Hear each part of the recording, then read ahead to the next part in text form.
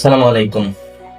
তো আপনি একটু চিন্তা করেন যে আপনি সারা জীবন পড়ালেখা করলেন এবং অনেক পড়াশোনা করলেন।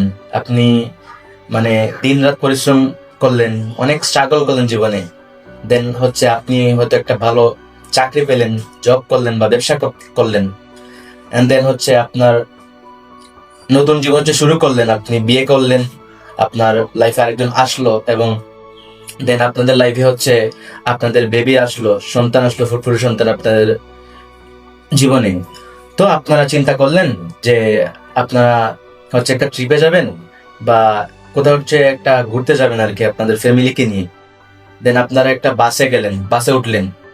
ওঠার পরে সেই বাসের নেশাখোর হেল্পার বা ড্রাইভার আপনাদের বাসটা নদীতে ফেলে দিল, নদীতে গিয়ে ফেলে দিল। তো তখন কি আলটিমেটলি হয়তো দেশ থেকে একটা নেশাখোর মারা যাবে। এই যে নেশাখোর ড্রাইভার, নেশাখোর হেল্পার যারা এই কাজগুলো করে, মানে দেশ থেকে একটা নেশাখোর আপদ বিপদ বিপদ বিদায় হবে।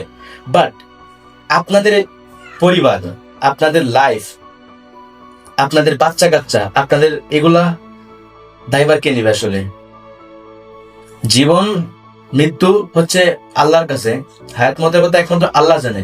কিন্তু এই যে বাংলাদেশে এখন এত অহরহ ঘটনা করতেছে, এত বড় বড় ঘটনা করতেছে, এগুলোর দায়ভার আসলে কে নিবে? আপনারাই বলেন আসলে। তো এটা আর কি আমার বলা উচিত ছিল, আমি বললাম আর কি, আপনাদের কাছে শেয়ার করলাম যে আপনারা একটু ভেবে দেখেন যে আমাদের দেশে যে এইরকম একটা এরকম অনেক ঘটনা ঘটতেছে আশেপাশে। দুদিন পরে আগুন লাগতেছে, ফেরিঘাটে চাপা দিয়ে মরতেছে, মানুষ মরতে মারা যেতেছে, এখন আবার বাস ডুবে যেতেছে। তো এগুলো আসলে দায়ভার আসলে কে নিবে? আপনারা একটু উত্তর দেন কমেন্টে।